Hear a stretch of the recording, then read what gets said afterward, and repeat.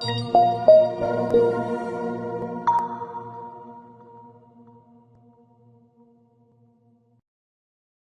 is a substantial risk of loss associated with trading forex, binary options, stocks, or equities, collectively, asset classes. Only risk capital should be used for trading. Trading in any asset classes is not appropriate for everyone. Past performance is not necessarily indicative of future results. No representation is being made that investors will make profits, or will not sustain losses.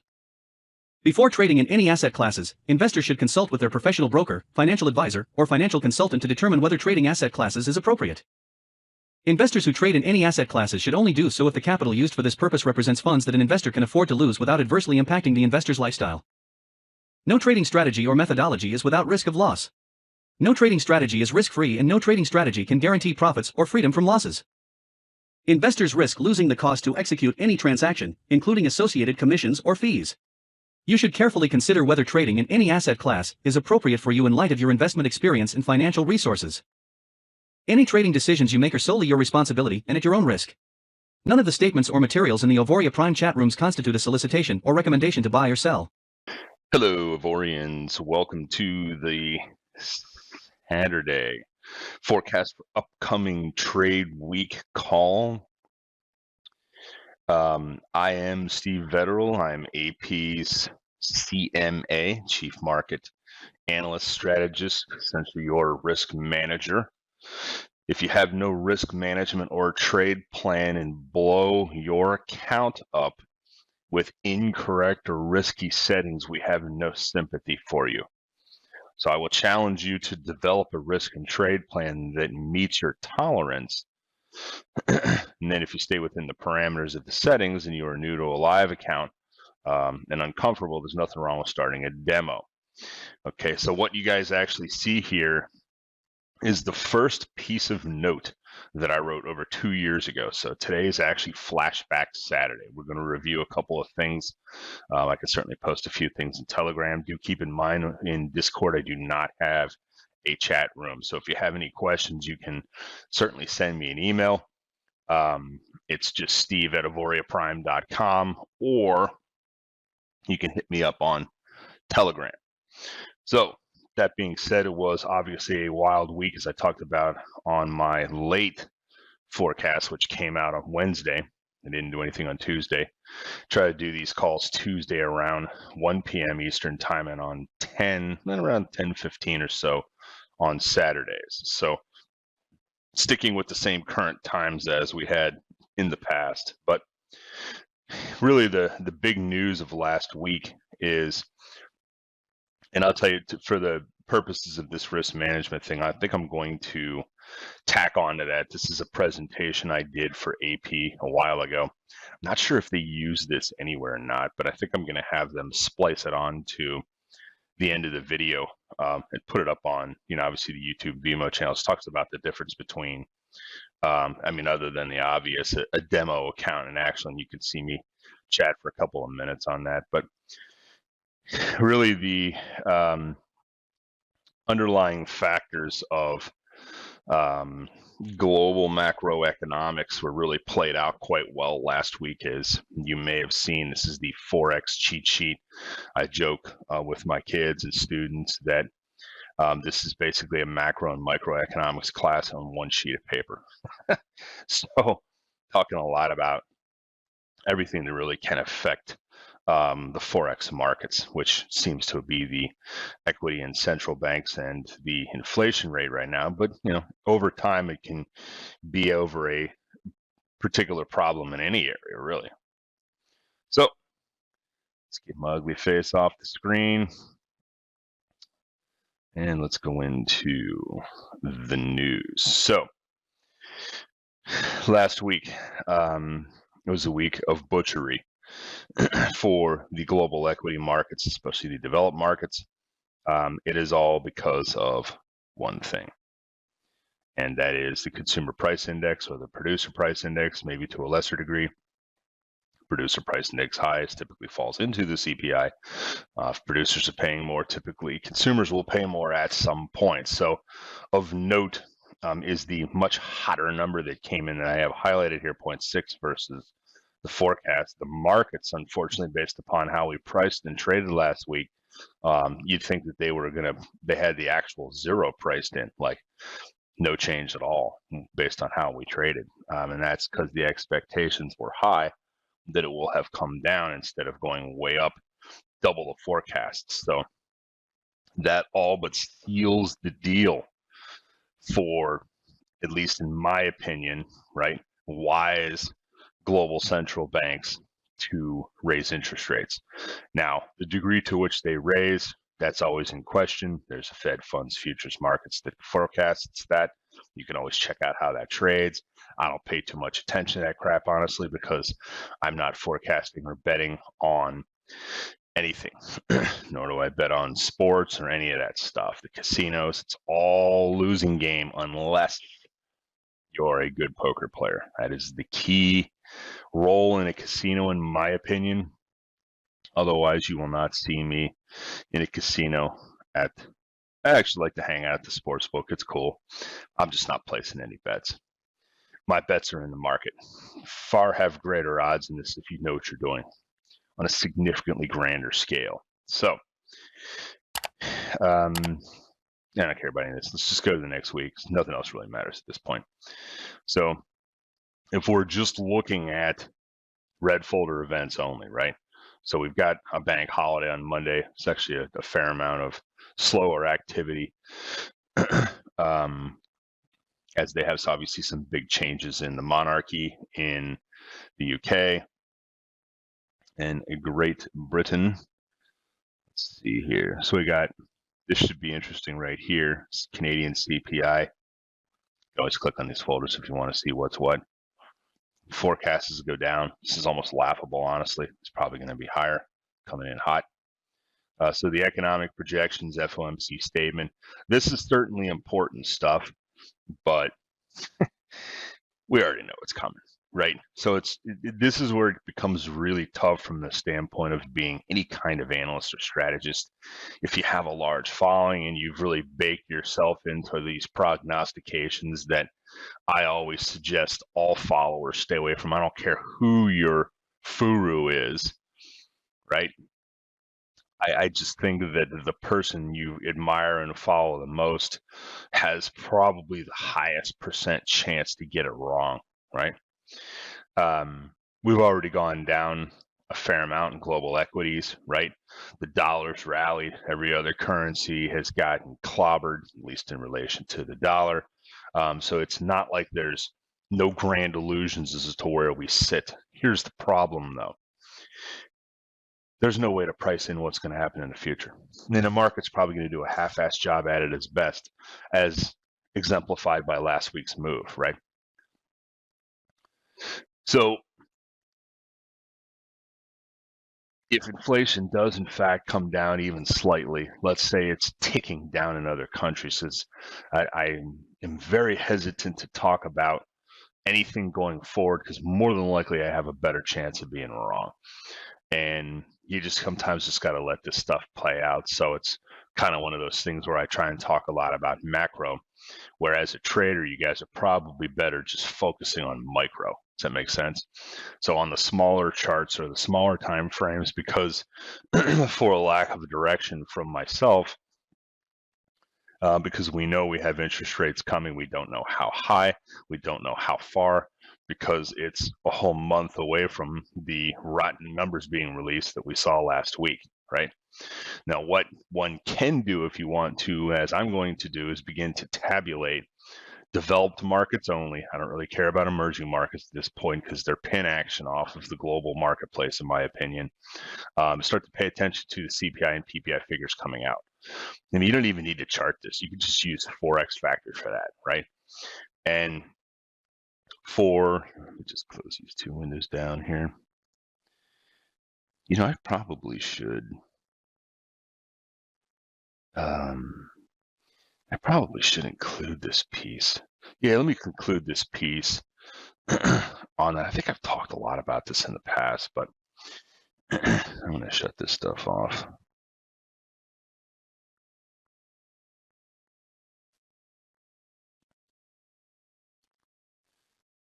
It's a picture of my smiling face a couple years ago on my trade desk. These things never want to seem to close. There we go. All right. Free up some CPU resources for myself. Let's go back to Forex Factory. So economic statements will be on Wednesday, and then we have bank holiday, looks like in Japan on Thursday. We've got some policy press conferences coming out from foreign central banks.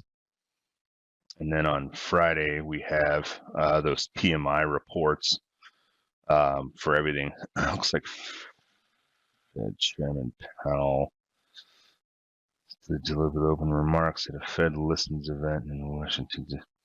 Yeah, this is just some sort of Fed listens my ass, right?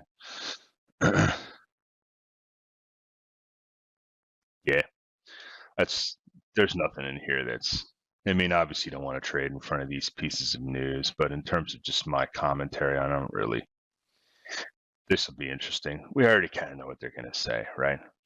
Inflation's hot, we're coming in with higher rates. You know, maybe they'll put some clarity in their statement that the next one's coming sooner versus later. Remember, in the US, the Federal Reserve can raise interest rates when they meet. They can also do an emergency rate increase as well, or decrease. So they don't have to wait for a meeting to be able to move. If you guys didn't know that. So that could certainly put the markets in a tailspin.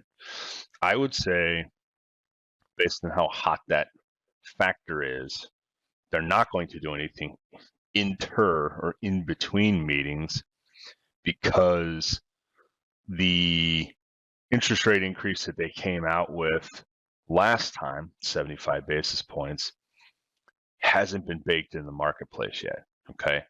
Because many of the factors that increase causes takes time to ripple, if you will, itself into the ocean, right?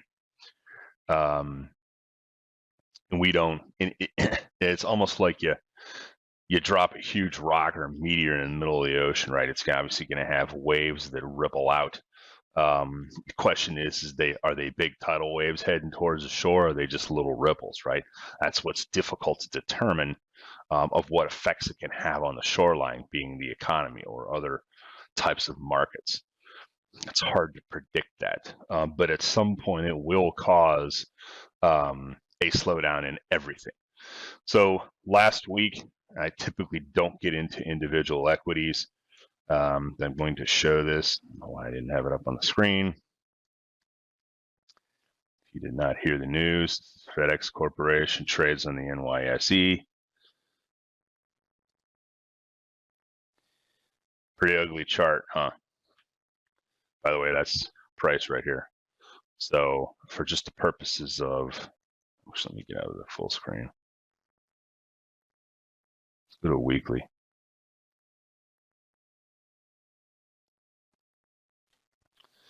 Everything seems to be taking an exceptionally large amount of time here. I don't know why.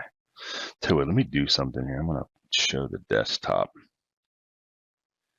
It's almost like the computer's downloading an update right now. So let's do OBS.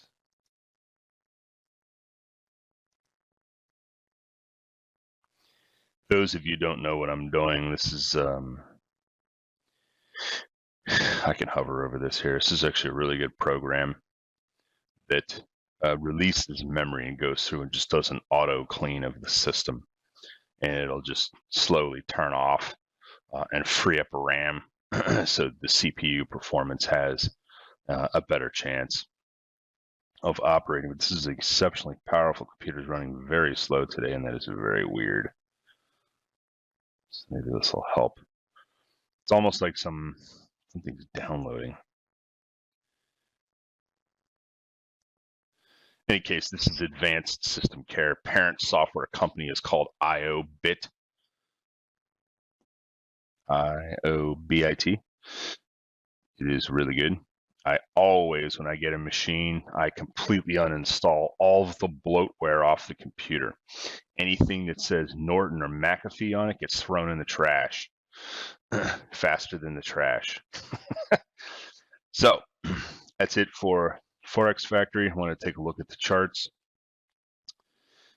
Do note that in equity land, everything is at the edge of the cliff for this year, okay? Not small caps, but they're right there kind of as well. These are just big picture charts.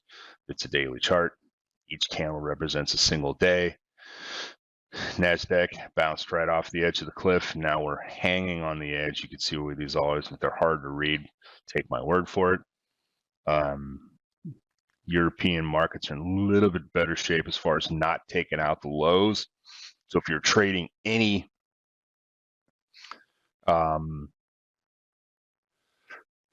MT4 index that is based on any kind of equity index, you want to have a special care over the next week because we are right there. And there are an overwhelming majority, let's just say this, there is an overwhelming majority of funds, okay? I don't care if it's a family office, if it's a sovereign wealth fund, if it's a hedge fund, it's some sort of hybrid, if it's a mutual fund, right?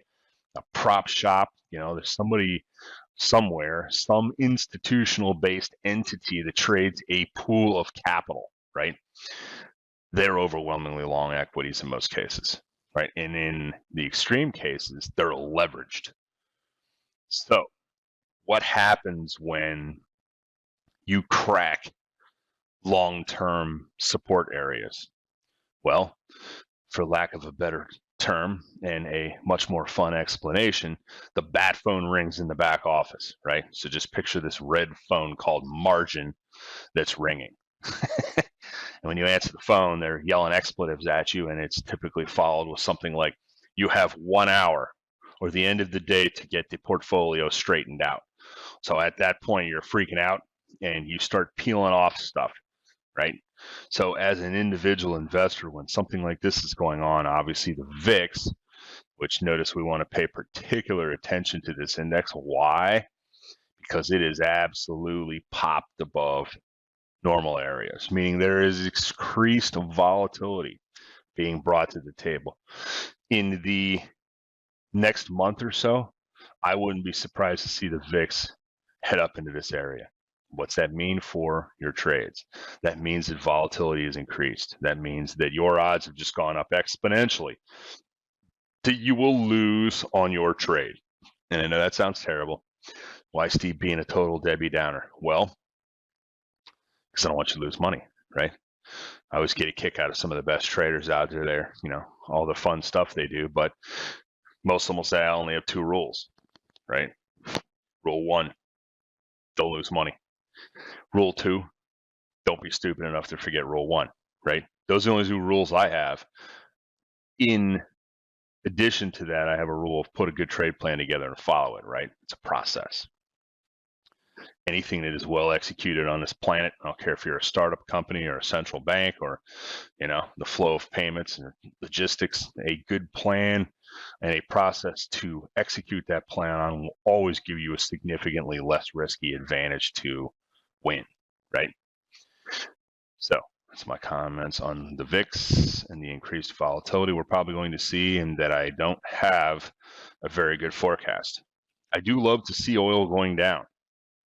Necessarily the natural gas department for us, but certainly in the automotive space for our gasoline, anything that has to do with oil, wouldn't be surprised to see this start to crash lower as demand falls off, right? In the metal space, gold continuing to be weak, edge of the cliff right here, right? But notice silver's popped up. These 2 markets have decoupled. Don't think this is really going to spill over into Forex, but of note, okay? Let's go all the way to credit markets. Again, look at that 30-year bond. Right? This is a daily chart. So we're taking a look at everything from a daily perspective.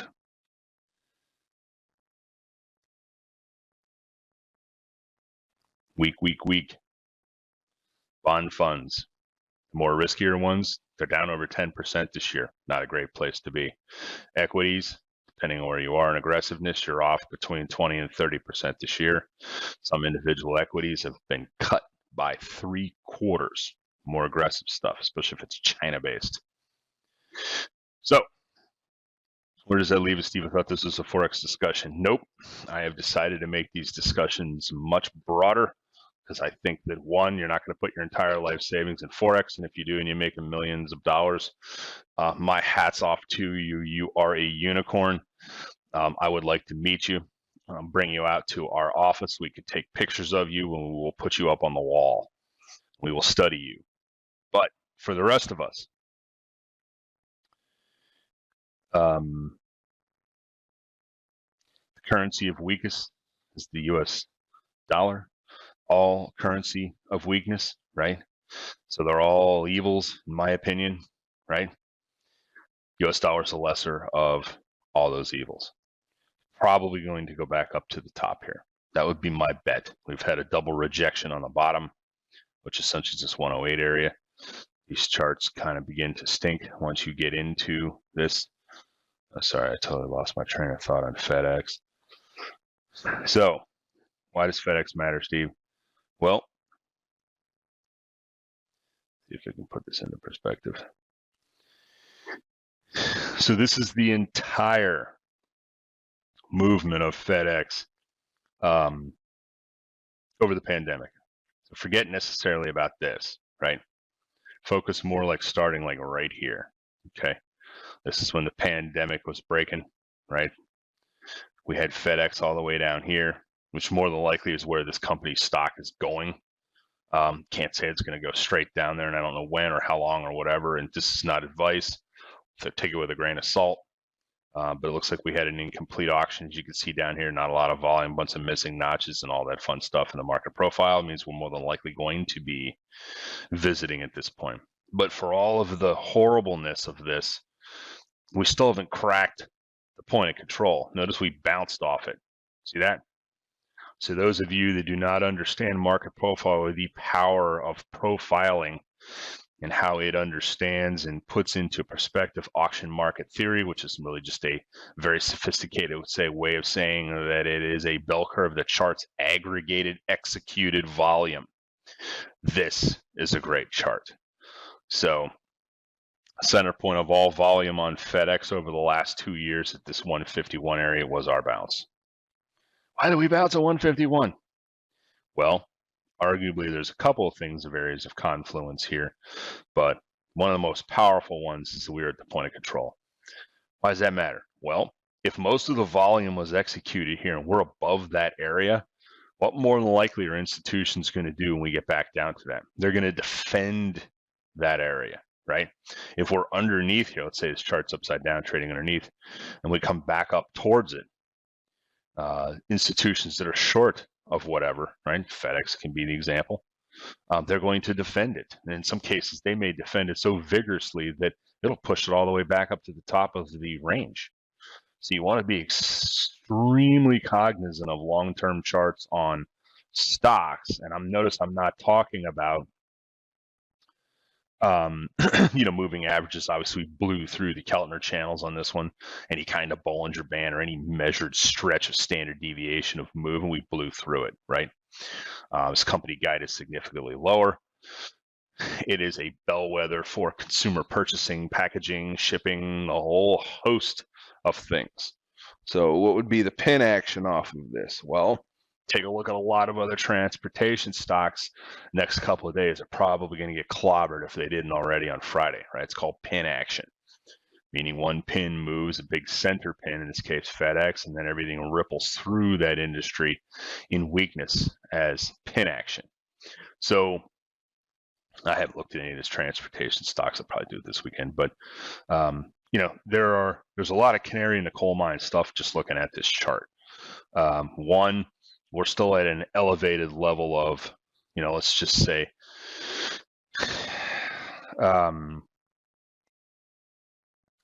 interest in home delivery, right? For lack of a better term.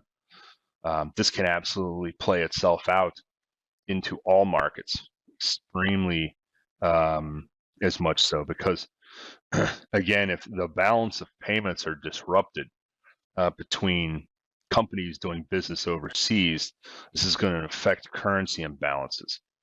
Just like I showed you on that Forex cheat sheet, and a lot of you are probably totally sick of me talking about it. I get it. But you know that you've permeated your student base when they come up to you and tell you, hey, I've been studying the Forex cheat sheet. That's my hope. One can hope. All right, so let's go back up here. Quick overview of the S&P. Edge of the cliff here. Reset. Show you guys the whole screen. Edge of the cliff is right here. 36.50. Probably going to go down, and so let me just bring the profile in here. I just wish I could just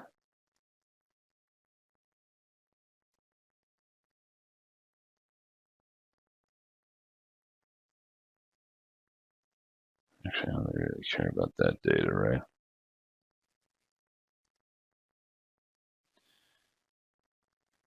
Okay, so getting myself messed up here.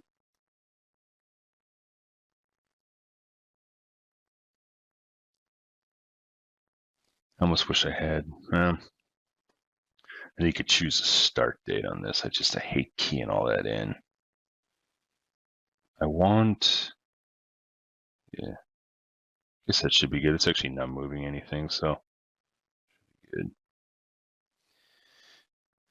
This is the long-term value area bottom. It's 3360 area, meaning that at some point, if we can get below the lows, it's probably going to be the first stop on our train south. 3370. Do keep in mind that at least in this data set, which starts the 25th of November, you typically want to include, from a market profile perspective, you want to include that not just the trading up to the current range. Some would argue you can actually draw, I can't do it on this software, but you can draw multiple profiles around different areas, right? So you can see where the volume was around just this upper zone, right? Or you can draw the volume aggregation around this lower point. Instead of really getting into that, I just choose to see the data set as a whole, but I only want to see when price actually got into the current window and maybe just a bit before. And that, I guess if you play around enough with this, the argument could certainly be, well, you can sort of get anything out of the data you want if you play around with it enough, right? Yeah, that's true. But I do want to see, and you can't play around with the data if you include all the moves related to that particular window of trading range, right? And in this case, it's 2,200 on the S&P, which was the low of March of 20, all the way up to the high, right? So you're gathering, and sort of, you can even argue leading up into that. But I want to see all of the data related to how it trades inside this zone here specifically. But you can see, even if you didn't have the market profile overlaid on the left, you could still see, here's the line of support right here. It's right at that point from just a price action standpoint. If you can't see that, trust me on this number. So 3360 area would be my first area of bounce. I would not be shorting into this zone. This would be an area where I'd be taking profits on any shorts I had from slingshots up, right? Higher move trades. But this will probably be our next stop. When we get here, how long we linger, do we reverse? I don't know.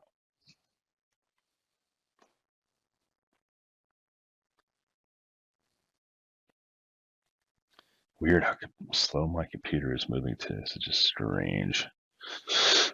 All right, I guess this would argue for a nice, good shutdown. Maybe even a restart, right?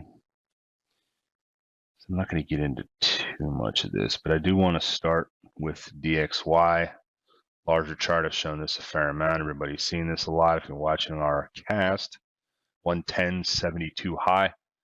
Probably expected to go up there. I imagine we have some more time to do in this area. If we break it down even a little bit lower, reset scale.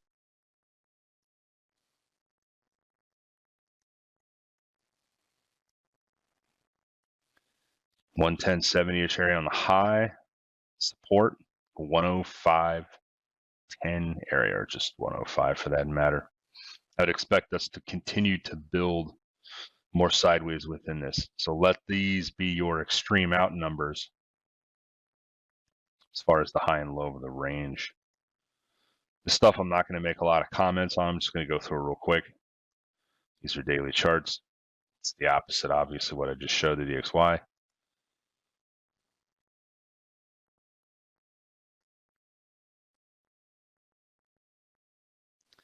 Pound US dollar.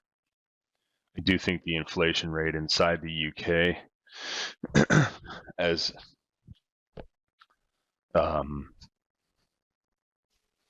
many countrymen, I guess I should say, have other things on their mind, which is probably a good thing. But inflation is almost twice what it is here in the US, and that's not good. So European Central Bank, BOE, I think has some catch up to play on this market. It is going to bring more weakness to its currency.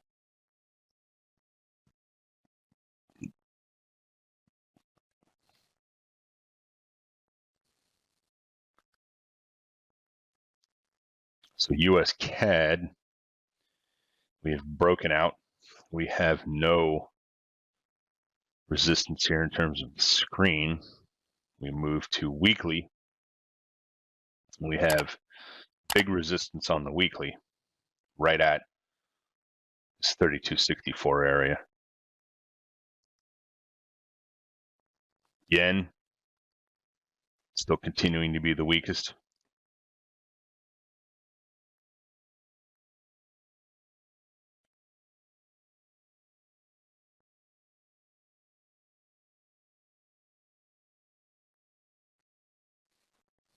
All currencies going down with the exception of the dollar, in relation to the dollar, I should say. Let's take a look at the Bitcoinage. Still hanging. This is a weekly chart, by the way. Still hanging on the edge. Not much volume, which is kind of surprising. So if you think things have cooled out, and I hope I'm not wrong on this assessment. So far, I've been pretty right on these Bitcoin movements. The risk off trade, right? This is just a general statement for everybody selling everything risky, right? The risk off trade, which has completely been in play for the last couple of weeks, much more so from a VIX standpoint, a measure to volatility last week. I'm surprised nothing has come in. It's been almost like the sleeping dogs, right? If you ever heard the term, let sleeping dogs lie, you don't want to mess with them. But it's almost a foregiven conclusion that somebody's going to step up. What do they call these dudes in this area? Whales. It's going to step up and just drop a huge trade on it, right? And there's going to be no support for prices. We just crash through this area. For those that are long from considerably higher above, I just hope my forecast from your perspective is wrong. I don't know that I'd be buying this at this point. If you haven't sold from much higher levels, you're basically toast on a position already. So in that particular case, unless it is a large percentage of your portfolio, you might want to hold it. But it certainly could go back down to 5,000. If the S&P heads somewhere south of $3,000 or 3,000, I can almost bet you the vast majority of these cryptos are going to go poof, right? Hey, I hope I'm wrong. I am not a crypto expert, okay? There are no lasers coming out of my eyeballs. The key thing really into this area is that this is just pan action off of a risk-off stance, okay? Look, I get it. Crypto can completely, or in Bitcoins, there's plenty of arguments out there that carry water for why this can be a complete and total sea change of payments. And at some point, I think that can happen, albeit I won't consider that seriously in terms of a near-term projection until I start to see the absolute bazillions of people I talk to on a weekly basis start to bring it up more in conversation. Oh yeah, I paid Bitcoin for it, right? I don't hear that, right? So among the wealthy crowd, right, the ones that have the true buying power in this country, our clients, some of our students, obviously some of our partner advisors, all the other big vendors we deal with in tech and trading land, and portfolio management, I just don't hear about it, right? I very rarely even hear it come up in conversation. So among the much older, wealthier crowd I deal with, they don't even give it a passing glance. Okay. And that's not what you guys want to hear. At some point, I do think a lot of the millennials that base their whole life on crypto, which I find laughable because it is very risky and it is completely against all of the principles that I teach, right? So look at me, if you will, maybe in a negative light from that aspect. That's fine. I'm okay being the bad guy. It has saved many, many people many millions of dollars over my career being the bad guy. And I'm totally okay with that. So, but just understand it's really just an exercise in understanding risk. That simple. And with that, I will bid you adieu. I'll try and put up the demo video. If they will splice these two together, that'd be great. Watch these replays of that. I also shot the Tuesday call on Wednesday, so the recording's up there as well. I wish everybody a great week of trading. My name is Steve Vetterl. I am not your furu. Have a great weekend.